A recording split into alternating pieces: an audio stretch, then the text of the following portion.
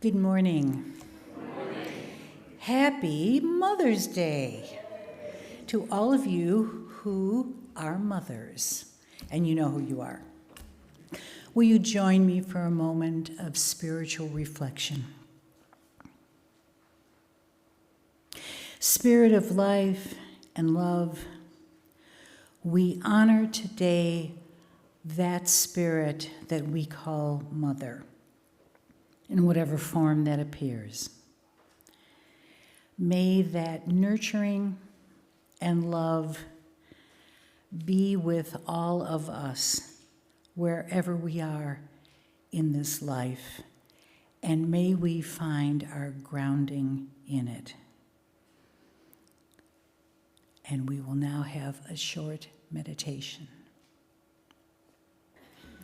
I was 4 years old and asleep in the car when my father pulled into the Safeway Sonoma parking lot. He didn't want to wake me up, so he left me in the car. It was the 70s. You could do that back then. And when he went into the store, he saw a woman he knew, and he asked her if she wouldn't mind sitting with me in the car while I slept, so I wouldn't be afraid if I woke up. And she said yes, and I was so cute sleeping there, the story goes, that woman just fell in love with me and my dad, and she became my stepmother. That woman is still my mom. Her name is Melody, and while she may not have given birth to me, she is an incredibly important person in my life. I have claimed her as my mother for more than 50 years. She has been there for me through many hard times in my life, and I've been there for her as well. I couldn't have asked for a more wonderful mom. I remember when my daughter was little, she said, "It's not fair that you get to have two moms. I want to have two moms too." I told her she was right. I was lucky to have been blessed with two moms, but too bad. She only gets to have one. In addition to my stepmom, I also have an aunt with whom I am extremely close. She is also like a mother to me. I call her when I need advice. We've traveled around the world together, and she makes me laugh like no one else. The part of the story I haven't shared is that I do not speak to my actual mother, and that relationship has always been difficult. There is so much more to mothering than a biological bond. That connection requires trust and care, thinking of each other, being willing to drop everything and help out when needed. And as time has passed, the shape of my daughtering has changed. It's now my turn to be there when they need me, to call and check in on their well-being, and I do it without question. The deepest family bonds are often built not simply through birth, but through presence, devotion, shared history, and the quiet ways we keep showing up for one another over time. I feel incredibly lucky to have these two women in my life who have loved me, care for me, and helped shape who I am.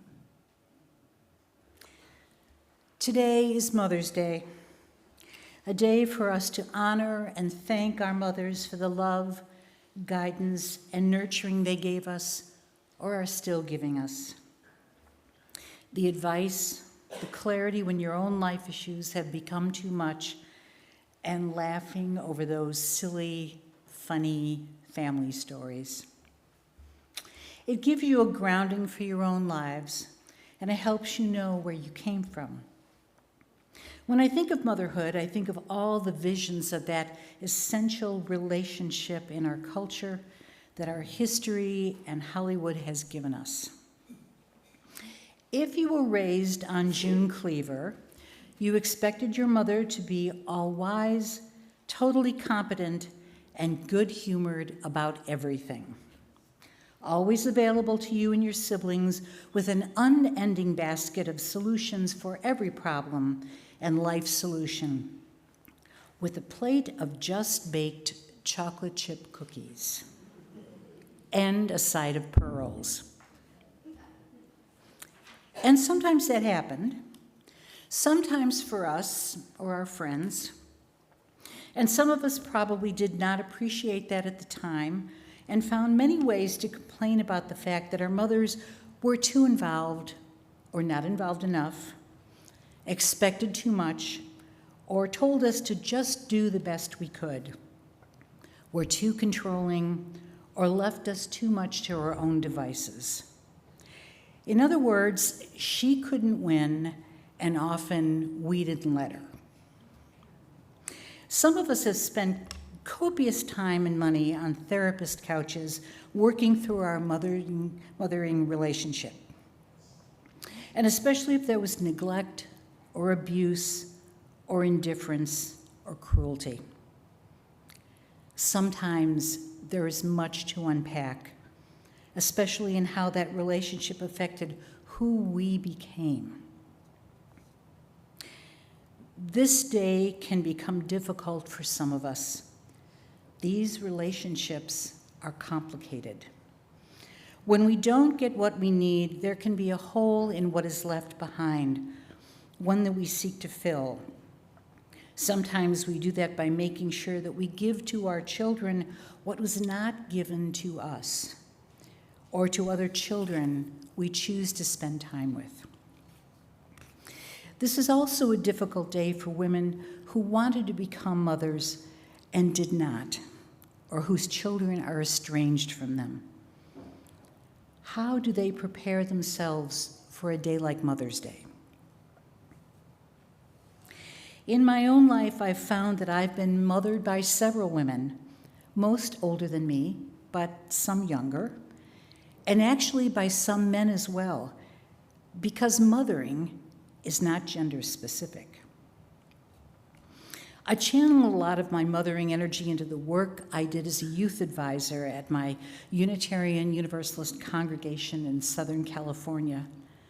I was privileged to be invited into the lives of these teens and their families and was asked for advice by them, me, who had no biological children of my own except my husband's 2 sons, who did not live near us.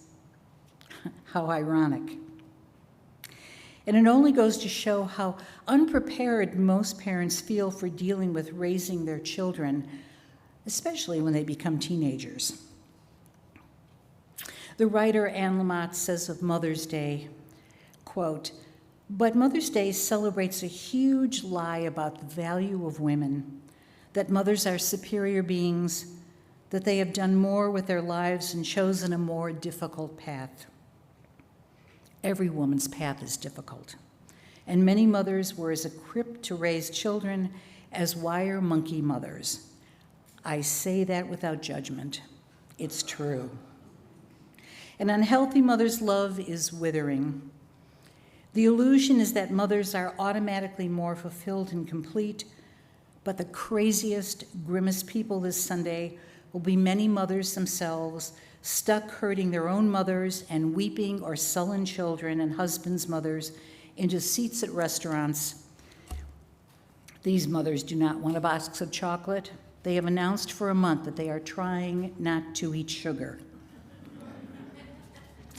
Mothering perpetuates the dangerous idea that all parents are somehow superior to non-parents. Meanwhile, we know that many of the most evil people in the country are politicians who have weaponized parenthood." And she goes on. "But I bristle at the whispered lie that you can know this level of love and self-sacrifice only if you're a parent. What a crock." We talk about loving one's child as if a child were a mystical unicorn. A majority of American parents secretly feel that if you have not had and raised a child, your capacity for love is somehow diminished. They secretly believe that non-parents cannot possibly know what it is to love unconditionally, to be selfless, to put yourself at risk for the gravest loss. But my main gripe about Mother's Day is that it feels incomplete and imprecise. The main thing that ever helped mothers was other people mothering them, including aunties and brothers, a chain of mothering that keeps the whole shebang afloat. I am the woman I grew to be, partly in spite of my mother, and partly because of the extraordinary love of her best friends, and those mothers, and from surrogates, many of whom were not women at all, but gay men. I have loved them my entire life, including my mom, even after their passing." End quote.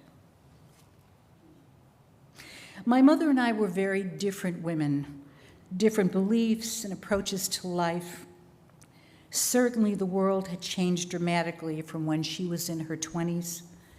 She did not face all of the same issues I did, and I did not understand how much the Depression and World War II shaped who she was, as my times shaped me, and you as well. I have found as I grow older that my appreciation of my mother's humanness has grown, and I more understand the enormous task it was for her to be a parent when she had few good examples in her own life. I am much more forgiving than I was when I was younger and more critical. Age does that. It can give you perspective. But then again, I did not grow up with an abusive or absent mother. It was just my own illusions about what I thought her role should have been that I needed to dismantle and unpack. After she died 11 years ago, I started my own excavation of that relationship. I purposefully looked for those nuggets of her mothering that I could finally examine and then hold next to my heart.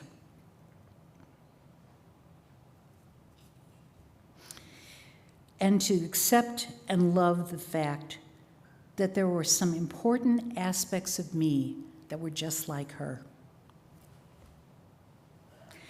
So what do we do with the loss, the grief, the incomplete fulfillment of a love we were taught was a natural extension of being a woman and needed from a mother who was all too human, and perhaps longing for that loving and nurturing herself? This is one set of issues. How do we extend support for those who have taken on this role when they do not fit the picture society has set for mothers in our culture? And if we haven't had children, can we take the grief or love we feel and channel that into our community? There is no judgment here if you can't, or in the midst of working through all of that. But how do we take care of ourselves and point that caring out into our own communities? It's seeing a need and filling that with what you have. Giving a single mother a break and a place to lay down her own need for nurturing. Donating time or money to Big Brothers or Big Sisters or other organizations who are working to fill that need. Checking in with nieces and nephews, grandchildren, neighborhood kids. Building the beloved community by looking to where you can lend your time and presence. There are no easy answers here. And I hope that if you can't celebrate Mother's Day today, you will at least at some point in the future be able to be easier about it for your own past and certainly for your own present.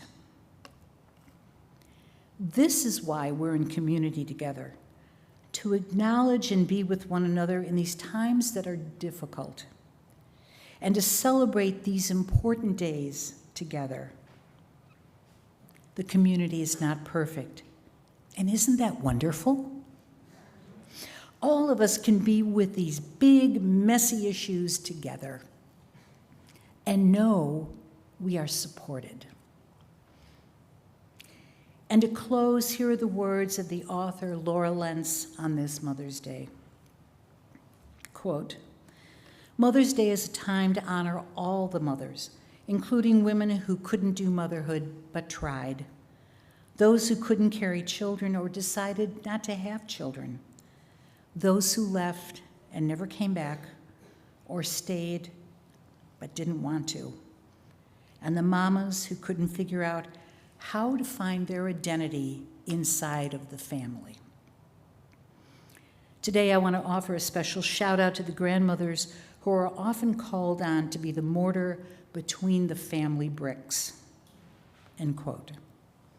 And I will add to that the friends and family members of origin or of choice who have stepped into that role. Family dynamics can be complicated, but let's celebrate the mothering influences in our lives and however they are unfolding for us. Happy Mother's Day to all of us, to the glory of life.